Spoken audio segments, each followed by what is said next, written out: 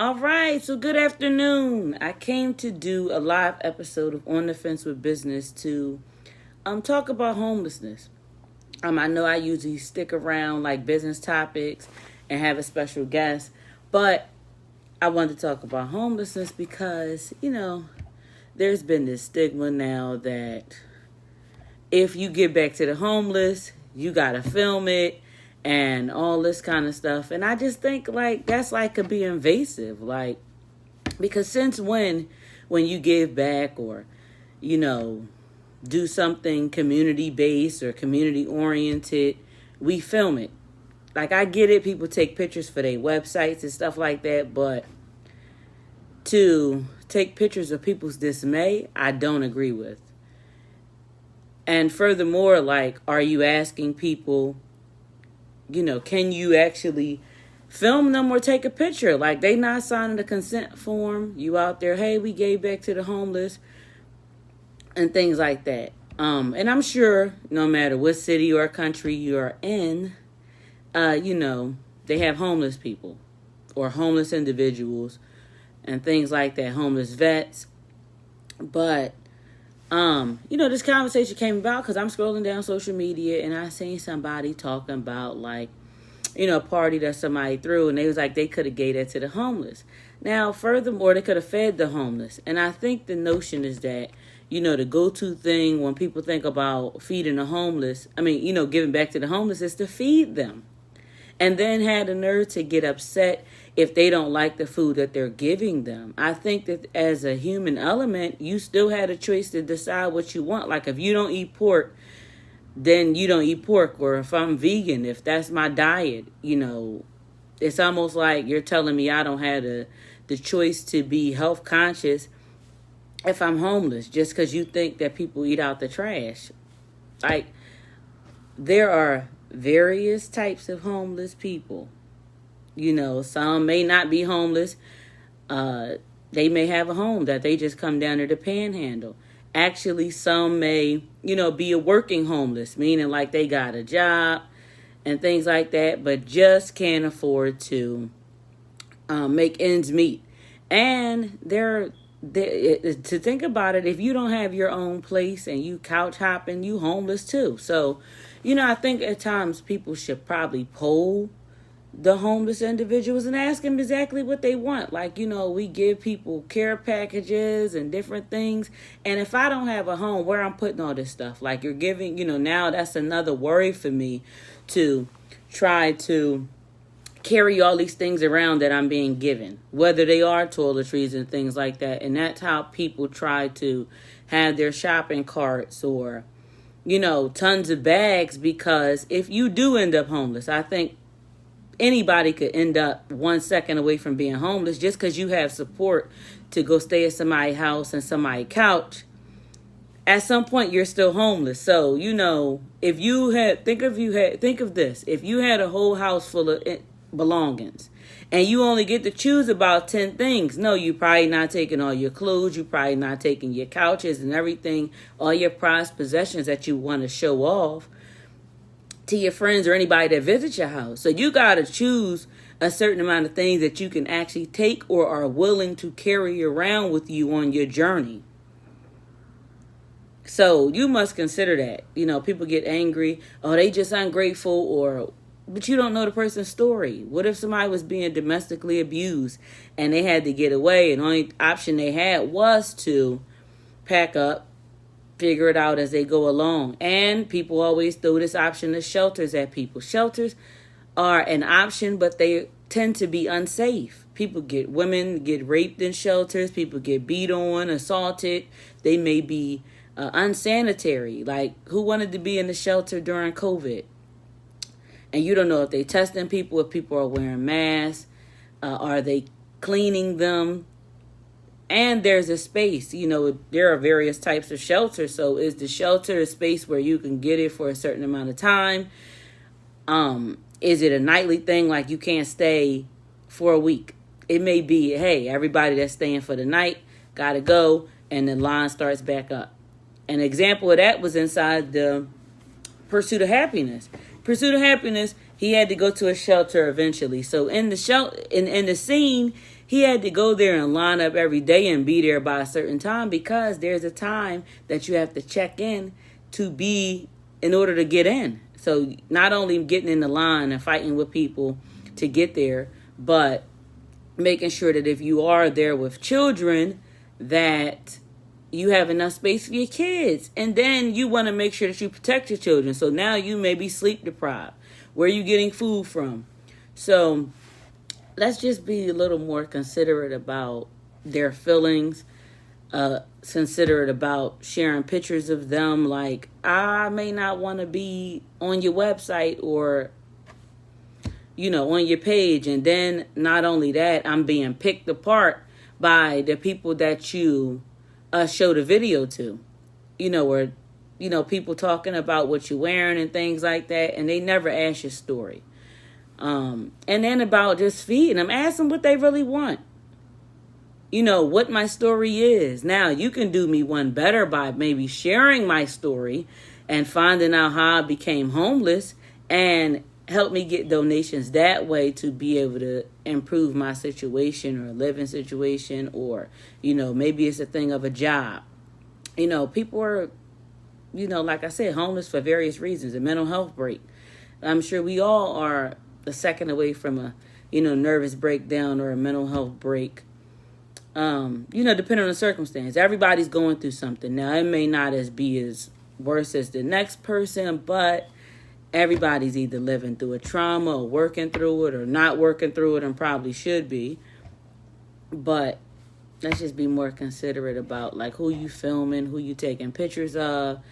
That if you do offer them food, ask them what they want. We try to tend to, you don't have nothing that's better than nothing, so I give you my leftovers. If I don't eat pork, I don't want it. That's okay. No, thank you, sir or ma'am. Now, you do have some nasty homeless people who, if you offer them something, they'll curse at you and lash out. And at the same time, that still, I think, stems from them being a victim of them circumstance. Them, being angry. Like, you're going home, you look good. I'm trying to figure out where I'm getting my next meal from, where I'm going to lay my head, and having to figure out where to go to the bathroom, and having to figure out where I'm going to wash up, and things like that. And depending on how I got there, I may not have support. I may not have somebody who I can ask to go wash up. And there just tends to be a negative connotation toward just homeless people. Not being considerate of them, and like I said, how they got there. I do believe that there's a large amount of homeless people for various reasons, probably like getting out of jail, and you may have had a place. I'll give you an example. So say you got locked up, you got arrested for being pulled over. Now all of a sudden you in there for 3 to 6 months. You tell your job, you lose your job, and you trying to make calls and stuff, but if your family doesn't have a way to continue your lifestyle or, hold your circumstance down till you get out, you're ultimately going to be homeless when you come out. So now, your family members are trying to make arrangements to figure out who you're going to stay with when you get out. Oh, can he stay with you, or can she stay with you? Yeah, but that get old eventually. Like, you got to get back on your feet. And so whatever reason you may have to get back on your feet, it is what it is. If you're a fighter, you're going to do it. Some people are not fighters, so they just don't have what it takes to just pick up and start all over again, how to jump start and figure out where to, put the pieces together to continue and to the lifestyle they were doing. Or if there was a lifestyle that wasn't like good, to not do that and actually live like maybe legally or things like that. It's a lot of people that used to live in suburban station. And then I encountered from the prisons as well that was living in suburban station. They put them out, but they had issues. Like I said, you got to carry your whole lifestyle, your whole life with you. Pack up, somebody may be moving you from that area. You trying to find a place to stay, so they using the benches to sleep. And so you have maybe a security guard or somebody coming and they saying, hey, you got to get up. So now you like, oh, all right, well, I got to figure out where another place is to be able to live. Like when I worked at the VA hospital, there was this man that slept in the bus shelter every day and sat there. And literally, I saw him in the wintertime, summertime, fall. It didn't matter whether it was cold or anything. And he sat out there like, they had a big issue, and it has always been a big issue about a lot of homeless people freezing to death by sleeping outside on park benches. They don't have nowhere to go. Like I said, the shelters are full, and they're literally freezing to death. Just, they're finding them dead. So, again, if you take anything from this video, just be a little more conscious. If you do plan on giving back, ask the person for their consent to film them. Find out what they need. Like, is there anything you need? I had this lady and her husband were living downstairs in 37th Street, like trolley stop. And she didn't want much. She just asked me, like, can you buy me some underwear and some pads? And I gave her money to do what she needed to do. Now, maybe it wasn't for that, but I feel like it wasn't for me to pry and be like, are you really buying underwear? Like, I gave her money for food for them to eat. And they literally slept down there. Like, sometimes they would find somewhere else to stay, but they slept down there. And it was just hard for me to even look at them and know that they were, like, sleeping down there every night. Because it's cold and you got them big rats down there. So just ask the people. Don't try to force them to eat. And don't put this label on everybody that all homeless people are just crazy just because you hear some of them, rambling or saying random things that don't make sense. It's a mental break that they're having. So, and even like the attacks on homeless people, when people want to beat them up, that could be somebody, mom, dad, and they might have, cousin, uncle, and went down there to talk to them, but they can't get them home. So let's just take in consideration all these things and know and keep in mind that we all could be homeless at some point. Like, you could lose everything you have in an instant.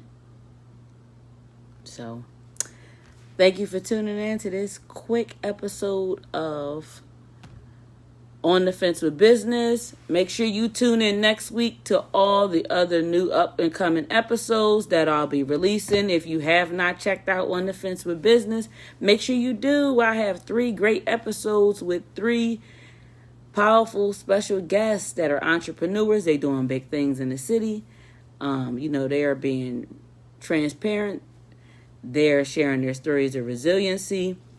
And if you want to be a guest, make sure you contact me. Trust me, this podcast is on the rise. Sometimes people don't support you in the beginning, and that's not what I, did it for. That's not the reason why I, went ahead and did it. And I'm not giving up if people are not listening. I'm getting a lot of good feedback. My guests, I want to have more women guests, but if it plays out that most of them are men, so be it. I'm still going to continue to do this podcast. It's something that I wanted to knock off my business bucket list, and I've done it. So, not only my book, but my ebook. And so I'm on the rise. So thank you for watching this live. Share this live.